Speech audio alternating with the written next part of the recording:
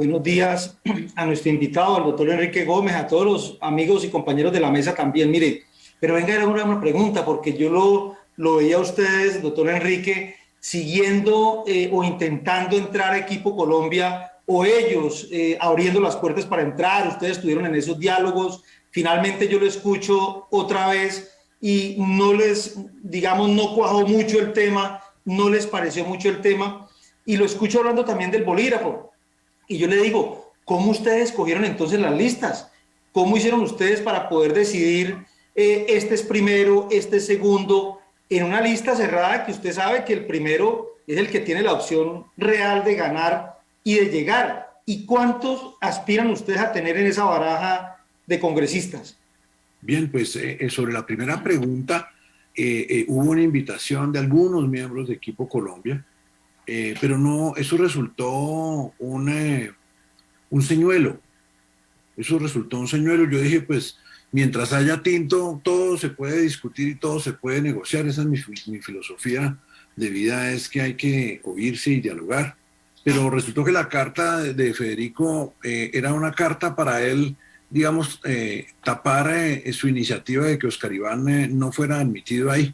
Todos sabemos que el señor Char fue el que, con cajas destempladas, sacó o eliminó la posibilidad de que Oscar Iván Zuluaga participara en esa consulta.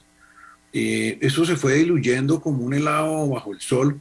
¿Sabe por qué? Porque en realidad todo esto es un gran montaje, todo esto es una gran trapisonda para llegar a la siguiente conclusión. Realmente al presidente Uribe le interesa es que Federico sea el candidato de la derecha en la primera vuelta. Entonces toda la encuesta es larguísima. Usted se acuerda del Centro Democrático, en la cual participaron de buena fe, creo yo, y estoy seguro, pues grandes ciudadanos y grandes líderes del Centro Democrático, amigos míos, María Fernanda Cabal, Rafael Nieto, Paloma Valencia, Oscar Iván Zuluaga. Pues eso era un montaje, eso era un ritual para escoger el cordero de sacrificio, que ahora resulta ser el doctor Oscar Iván Zuluaga, a quien estará esperando en qué momento el doctor Uribe diga que tiene que renunciar a su aspiración. No sé si sea o estén pensando en una incapacidad médica, que le salga un juanete o que de pronto le dé un forúnculo en un ojo. Yo no sé cómo es que van a hacer para sacar a Oscar Iván de ahí,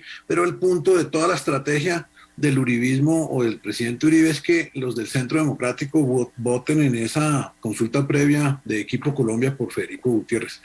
Yo estoy cansado y desgastado de tanta maniobra y de tanta arandela y de que se use y se maltrate a gente y colombianos y líderes de bien simplemente para diluir un apoyo de Uribe y hacer esto y estas estrategias. Esa mecánica electoral tiene cansado al colombiano, deja de lado las ideas, que es el eje fundamental de este debate, y es donde yo creo que tenemos un gran vacío que le permita a opciones populistas malísimas como la de Petro o el señor Rodolfo avanzar en la mente de los colombianos. Sobre su otra pregunta, aquí está, mírelo, aquí está, pero tenga en cuenta que nos dieron la personería y nos retrasaron el otorgamiento porque pasamos mes y medio, Harvey, demostrando al Consejo Nacional Electoral que Álvaro Gómez había sido asesinado.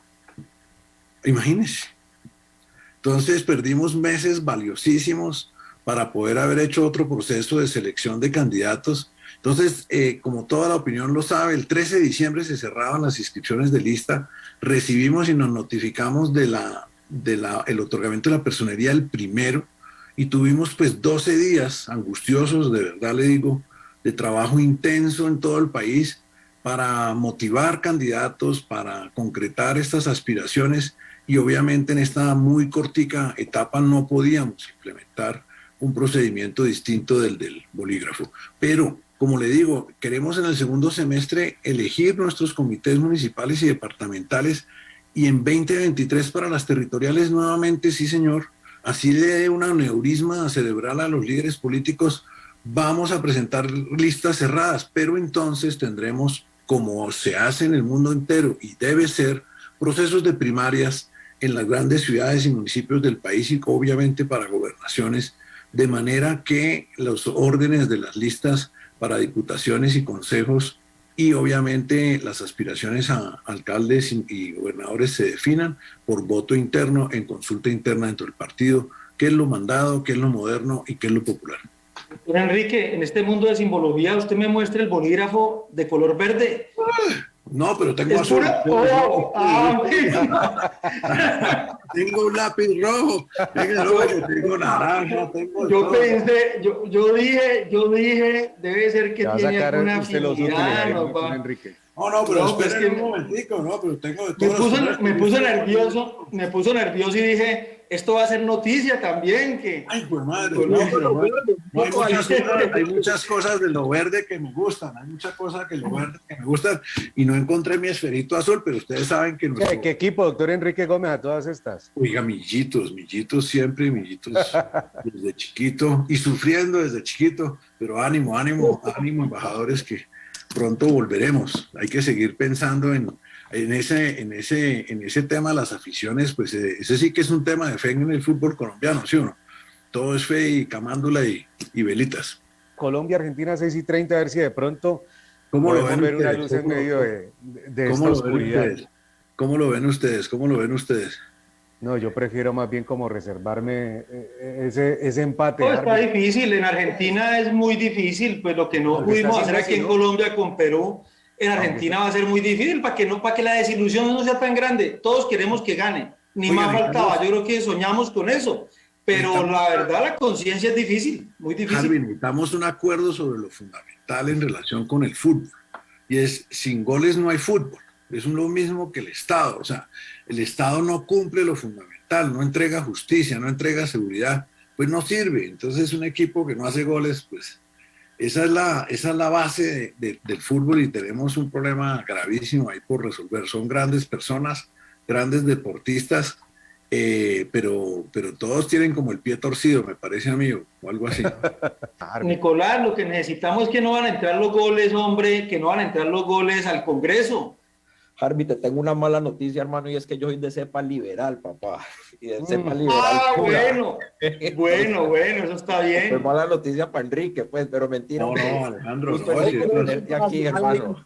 Así es la democracia, y lo bueno de la democracia son las ideas, y es el discurso, y es el debate. Para eso se hizo y se hace todo este gran esfuerzo democrático. Alejandro, un gusto saludarte. ¿Cómo estás? Un gusto, Enrique, bienvenido.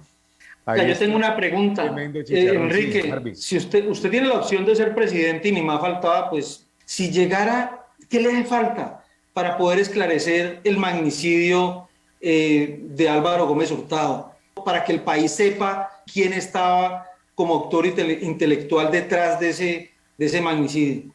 Pues con la Fiscalía, la Procuraduría y la participación de los apoderados de Ernesto Samper y Horacio Serpa, y en su momento Nacho Londoño, alias La Gorda, se recogió una gran cantidad de pruebas que dieron pie a la declaratoria de lesa humanidad del crimen, en donde se reconoció de manera probatoria y en una resolución que se encuentra en firme la participación del Cartel del Norte del Valle en asocio con altos funcionarios del gobierno Samper, en particular Danilo González, en el asesinato de Álvaro.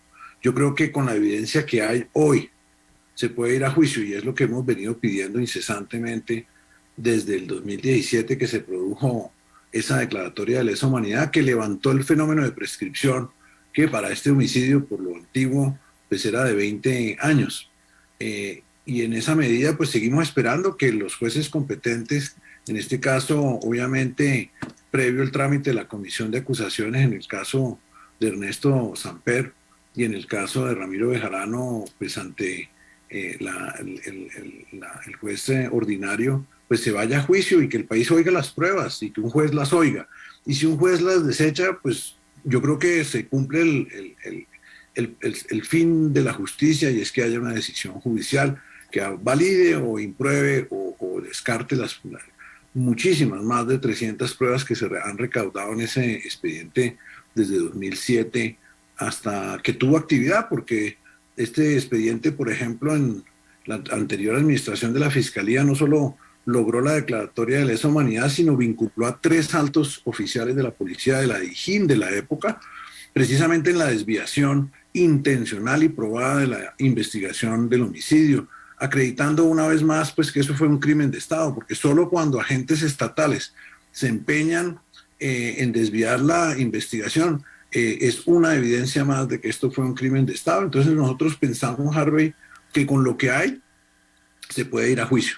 Claro que hay testigos importantísimos de este caso que han sido asesinados ante la indiferencia del Estado. En ninguno de estos crímenes se ha logrado una resolución judicial satisfactoria. Recordemos nomás, obviamente, el asesinato de Nacho Londoño, tranquilo, departiendo en su casa señorial del Parque de Cartago, y es que ahora nos han venido a decir que es que había una guerra de carteles en Cartago y que por eso lo mataron. Eso es absolutamente falso. Todos ustedes en el Valle saben el poder que Nacho tenía y saben que si estaba sin escoltas en su casa era porque no había guerra. Si hubiera habido guerra, nunca hubiera dejado la ventana abierta y hubiera mandado a sus escoltas a dormir. Y obviamente el asesinato de Rommel Hurtado, el asesinato de Oviedo Alfaro, el asesinato de Lorena Henao, el asesinato de Angélica Villalobos, la hija del químico.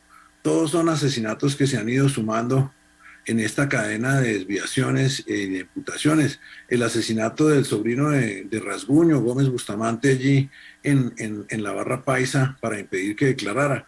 Entonces aquí hay muchísimas acciones claras.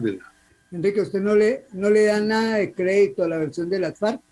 Esa autoincriminación es una farsa. Nosotros fuimos y nos declaramos como víctimas ante la JEP y participamos de los distintos procedimientos judiciales cuando a la JEP le dio la gana dejarnos participar, pero claramente el único soporte de esa autoincriminación, fíjese que el Secretariado General todos se declararon que desconocían los hechos. Y solo salió alias Tornillo, porque ese es un hombre de guerra, usemos un hombre de guerra que cuando ponía bombas y asesinaba a nombre de las FARC sí lo usaba, entonces ahora ¿por qué no vamos a usar su nombre de guerra? Tornillo lo que ha dicho y lo que ha señalado no lo ha podido probar. Él invocó 2 testimonios finalmente, de los cuales solo pudo presentar a Rafael Gutiérrez, alias Político.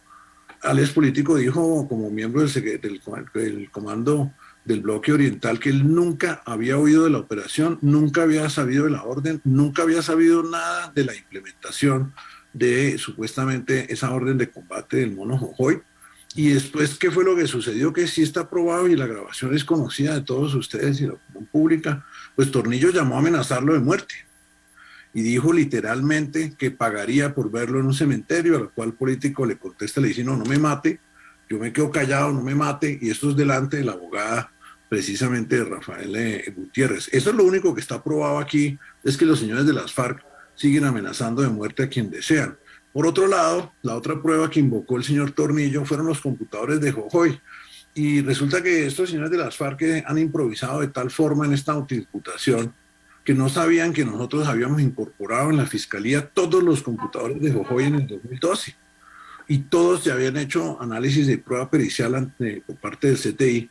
Y lo que sale en los computadores de Jojoy es exactamente lo contrario de lo que dice Tornillo. Es Jojoy preguntándole a Tornillo que urgentemente le averigüe a Manuel Marulanda quién mató a Álvaro Gómez.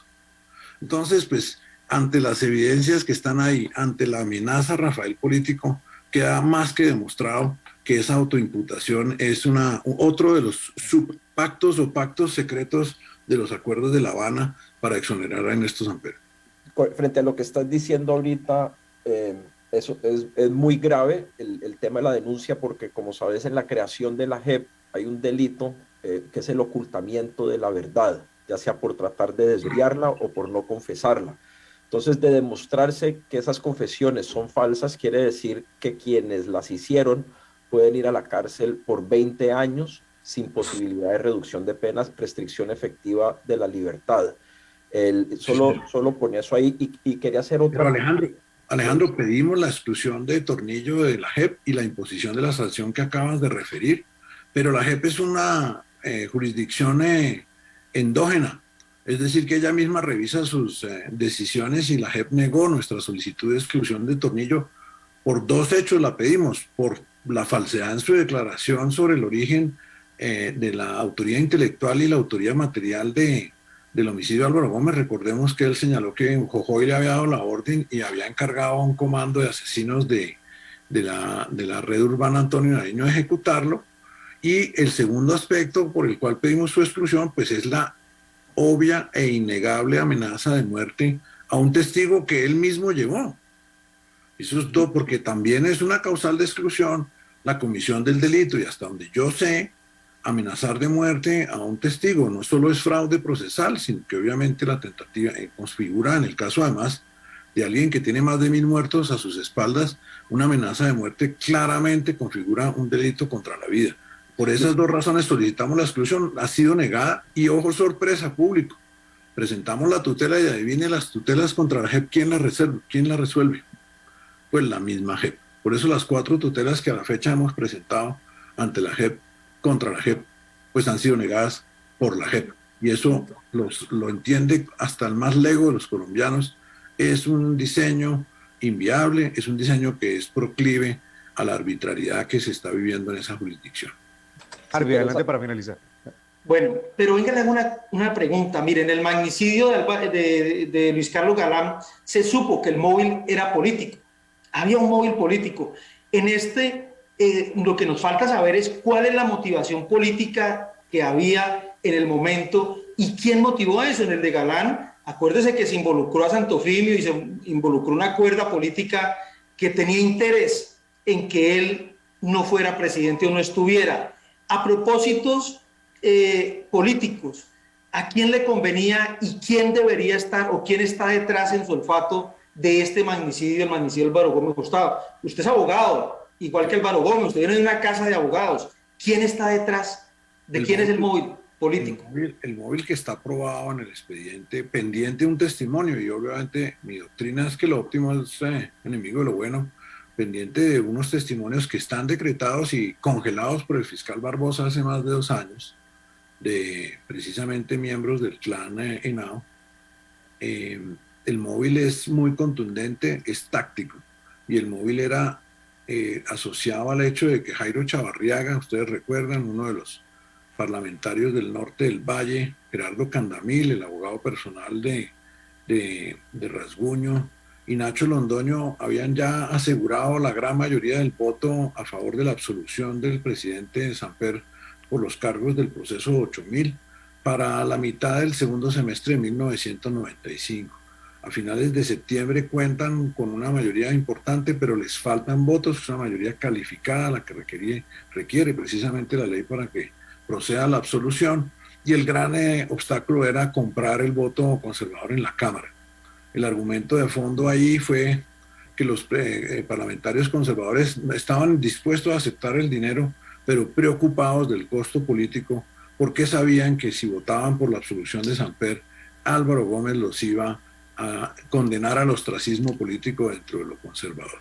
Y es ahí que se toma la decisión de pedirle a Orlando Henao que resuelva ese problema, y la solución a la que llegan es, en principio, solicitar el secuestro de Álvaro Gómez, y por eso Orlando Henao, el hombre del overol, se lo pide a Carlos Castaño. Todo esto está confirmado por los testimonios de diversas casas criminales dentro del expediente. ¿No? Aquí no estoy haciendo sino referencia a la prueba que ya está recaudada. Y ante la negativa de Carlos Castaño, decide Orlando Henao, junto con Horacio Serpa, ordenar el asesinato de Álvaro Gómez a cambio de algo muy concreto y de una prebenda que se verificó en la práctica, y es un sometimiento especial para los cabecillas del Cartel del Norte del Valle. Y así se produjo el homicidio encargado por Danilo a Jabón, y con sicarios de Jabón se asesinó a Álvaro Gómez con la protección de agentes uniformados que, como se ha establecido en las inspecciones judiciales al lugar de los hechos y los testimonios de varios testigos de la escena de los hechos, escoltaron a los sicarios en su vida hacia la carrera a Caracas por la calle 74.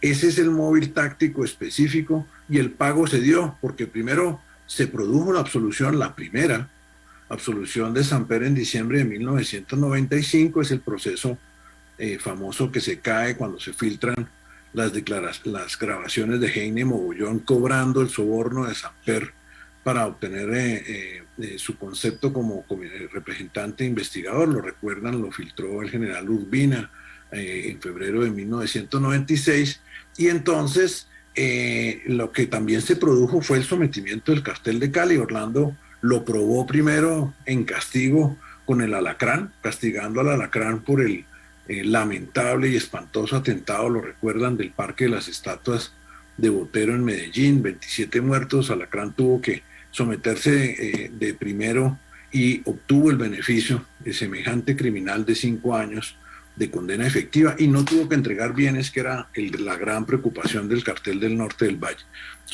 Y todo este sometimiento se organizó por Nacho Londoño sin siquiera ser abogado, coordinado directamente, como reconoció Nacho Londoño en su declaración ante la Fiscalía en versión preliminar, con Horacio Serpa. ¿Quiénes siguieron en ese sometimiento? Alias Chupeta, alias El Químico, y finalmente entró a la Modelo, bajo un pacto de división de cárceles, el mismísimo Orlando Henao. Henao entra a la Modelo, el cartel de Medellín queda en la Picota, el pabellón 5, el cartel de Cali queda en el pabellón 6, el gobierno llega a ese acuerdo de división para asegurar, digamos, la paz carcelaria, y Orlando le confía el cuidado de la cárcel a Carlos Castaño. Carlos Castaño era el dueño en la administración Samper de la cárcel de la Modelo, y es Carlos Castaño que unos meses después permite y autoriza al Tullido ingresar en su silla de ruedas. El Tullido, recuerdan ustedes, es uno de los hermanos de Pacho Herrera, que había quedado parapléjico en uno de los episodios lamentables de la guerra que se llamó la Guerra de los Pachos. El Tullido, que ha sido acogido por Orlando Henao, de alguna manera, pienso yo, o se dice en el mundo criminal, con algún arrepentimiento pues de todos los daños que sufrió la familia de Herrera en esa guerra por cuenta de Jabón, lo tiene bajo su ala, lo tiene bajo su cobijo. Eso era un acuerdo muy similar al que vimos en su momento de Pablo Escobar en la catedral. La cárcel Modelo era pues una mezcla entre burdel y restaurante de lujo, y allí en una de esos parrandos el Tullido pues asesina a Orlando Henao dentro de la misma cárcel con el arma que ha ingresado desarmada dentro de su silla de ruedas. Ese pacto de sometimiento, que fue el precio que pagó Ernesto Samper por asesinar a Álvaro Gómez, se cumplió en un todo, y es la razón y el móvil esencial de por qué sucedió ese asesinato.